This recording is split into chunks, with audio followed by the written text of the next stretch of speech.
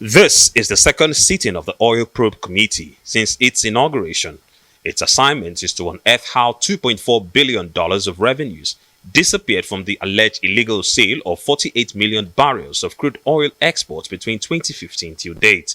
A serving commissioner in the Code of Conduct Bureau and former federal lawmaker, while appearing before the committee, blames highly placed Nigerians for the humongous revenues lost in the oil and gas sector. Through critical Nnpc data and the central bank pre-shipment inspection report shows an undeclared crude oil shortfall of 57,830,000 of Nigeria crude oil, translated to well over $17 billion to the United States of America. Also, over $3 billion to China and 839,522,600,000 to Norway. These were conclusively ascertained by the buyers. Bill of lading, arrival date, destination port, quantity of crude oil, and other documented information. Chairman of the ACO committee, who assured the invited organizations of fairness, says the investigations is not to witch hunt any individuals, but rather to address corruption and also strengthen the whistleblower bill, which will soon be passed into law by the National Assembly.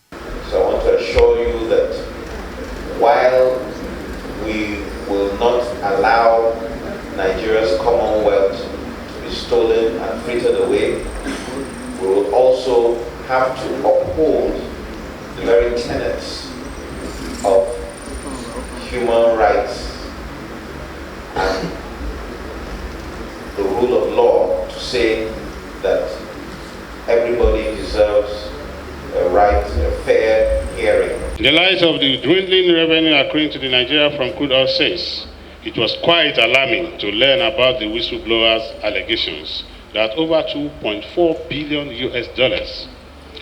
in possible revenue by the country was allegedly lost from the sale of 48 million barrels of Nigeria's crude oil cargoes in China. Other officials of the Nnpc Limited, the CBN, the Attorney General of the Federation, Nigeria Upstream Regulatory Commission, Ministry of Finance, Office of the Accountant General were not present. Meanwhile, several members of the George Obo Whistleblowers Network had earlier stormed the main entrance to the National Assembly to protest against their exclusion from the probe.